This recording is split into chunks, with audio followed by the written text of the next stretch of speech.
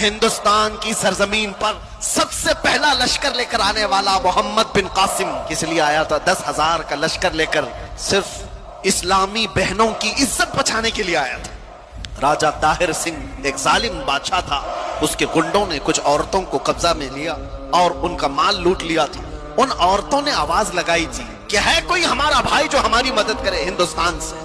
تو اس وقت کچھ عرب کے تاجر یہاں پر تجارت کے لیے آئے تھے، انہوں نے یہ معاملہ دیکھا تو واپس جا کر گورنر جو اس وقت تھا حجاج بن یوسف، اس کے زمانے میں وہ لوگ واقعہ سنا رہے تھے، تو اسی واقعہ سنانے کے دوران دربار میں یہ نوجوان محمد بن قاسم جو بھتیجا ہے گورنر کا گزر رہا تھا، سن کر اسے بڑا شاق ہوا۔ پھر اپنے چچا سے کہا چچا جان مجھے اجازت دے، میں ہندوستان جاتا ہوں۔ تو دے دیکھا ہندوستان تقریباً 4,000 کلومیٹر دور ہند کی وادیاں دیکھا نہیں؟ اس نے کہا اللہ کی مدد آئے گی، میں لشکر لے کر جاؤں گا، اور وہ آیا بھی۔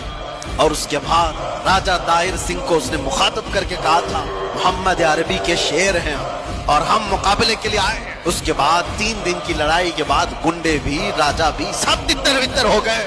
اس محمد بن قاسم نے پہلی بار پرچم اسلام لہرایا تھا، اور ہماری نئی پنڈتوں کی لکھی ہوئی کتابوں میں بھی محمد بن قاسم کی تعریف ایسی لکھی گئی ہے کہ ہم نے کسی ایسے جرنیل کو نہیں دیکھا جتنے انصاف کے ساتھ محمد بن قاسم نے اپنا پرچم لہرایا تھا، کسی پر ظلم نہیں کیا، محبتوں کے ساتھ لوگوں میں ایمان کی دعوت دی۔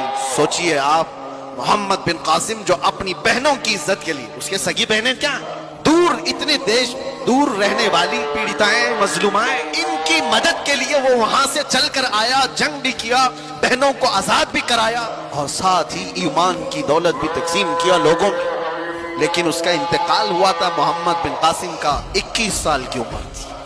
پھر اپنے گریبان میں جھانک کر دیکھو، 21 سے گزرے ہوئے بھی ہم بہت ہیں، 21 سال کی جوانی میں جو اتنا بڑا قدم اٹھا کر آیا، اس کے پاس وقت کی قدر و قیمت۔ یہ وہ لوگ ہیں جنہوں نے دنیا میں تاریخ رقم کر دی۔ 19 سال میں تو جوان یہاں ابھی ایسے لگتے جیسے ابھی دودھ چھوڑا ہوا، جسے کچھ خبر نہیں۔